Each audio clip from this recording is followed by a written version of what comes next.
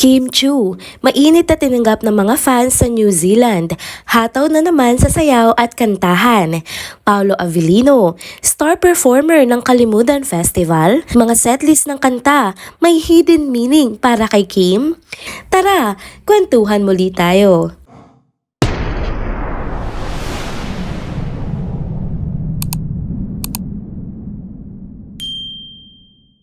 Hello mga ka-trenders! Welcome back muli sa ating channel. Kung bago pa lamang kayo dito, huwag nang kalimutang mag-like, mag-subscribe at i-hit na din ang bell notification para lagi kayong updated sa mga balitang trending at napapanahon. Mga ka-trenders, nagbabalik tayo sa ating channel para maghatid ng mga trending na balita at syempre, patungkol pa rin sa ating paboritong tambalan ni Kim Chiu at Paolo Avellino. Hindi na naman magpapahuli ang mga latest sa kaganapan ni Kim at Paolo, kaya naman trending na trending online ang mga videos ng mga ganap nila. Simulan na natin sa mga happenings ng ganap ni Kim sa New Zealand. As usual, sinalubong muli siya ng kanyang mga Kim Pao fans sa airport. At hindi pa nga bumababa ang eroplano, nandun na ang mga supporters na nakaabang sa kanya. Sobrang saya ng mga fans ang makita si Kim at agad naman niya itong pinaunlakan na pakikipag-usap. Talaga namang makikita ang kabutihan at paggalangan ni Kim sa kanyang mga fans. Gusto niya kasing kunan ng video ang mga fans niya, pero bago niya nga ginawa iyon, nagpaalam muna siya sa mga fans niya. Makikita talaga na napakabait ni Kim at wala siyang kaarte-arte. Kaya nga hanggang ngayon, patuloy siyang minamahal ng kanyang mga fans. Ngayon, pag-usapan naman natin ang mga performances ni Kim. Talaga namang hindi lang siya mahusay na dancer, kundi magaling na singer din. Alam naman natin lahat na sobrang galing talaga ni Kim sumayaw, 'di ba? At tuwing sumasayaw siya, kita mo talaga ang passion at all out talaga siya sa mga bawat galaw niya. Pero hindi lang 'yan mga ka-trenders, dahil talagang nung nagsaboy ng talento si Papa God, no, sinalulhat halos ni Kim. Dahil napakaganda rin ang boses niya. Kaya naman ang mga audience sa performance niya ay sobrang saya at talaga namang hawang-hawa sa energy niya.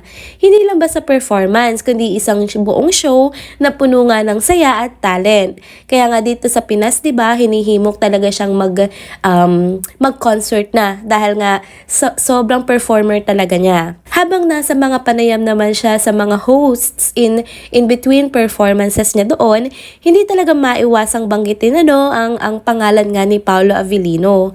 Nakikita mo talaga yung glow at saka yung ngiti ni Kim sa mga mata niya tuwing naririnig niya nga ang pangalan ni Paolo.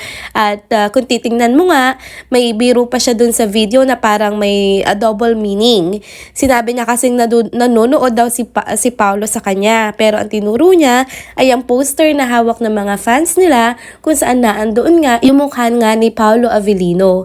Tawang-tawa naman yung mga fans sa joke na ito ni Kim, pero sa totoo lang, malakas yung pakiramdam ko na talagang nanonood si Papi Paolo sa mga live telecast ng performances nga ni Kim at malamang na todo monitor nga din ng aktor sa bawat galaw nga ni Kim, lalo na't magkalayo sila ngayon. Sa panayam din na iyon, kinanta pa ni Kim ang Mr. Right na kanta. At kung mapapansin nyo nga, sumunod pa dun yung sinabi niya na nanonood si Paolo, 'di ba?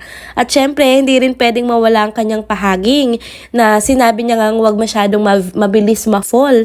Dapat like muna bago maging love. Para sa akin, parang wino-walk through na tayo ni Kim, no, sa journey ng pagmamahalan nila ni Paolo, ha? Well, ito lang naman ang wild conclusion ko sa video na napanood ko at baka I may be wrong, pero sigurado ako sa isang bagay. Hindi lang ako, no, ang deads na dead sa tambalang Kim Pao, kundi napakadami pang solid Kim Pao fans na talagang kilig na kilig sa kanilang dalawa. Talaga namang walang kapantayang suporta at pagmamahal na ibinabalik ni Kim sa kanyang mga fans, no? At hindi lang siya talented, kundi isa rin namang mabuting tao. Kaya naman, hindi na nakapagtataka na patuloy pa rin sinusuportahan at sinaselebrate ang tambalang ito na sobrang kinikilig ang lahat. Ngayon, pag-usapan naman natin ang naging highlight ng Kalimutan Festival na ginanap nga sa Sultan Kudarat kamakailan lamang. Walang iba kundi ang performance nga ni Paolo Avellino.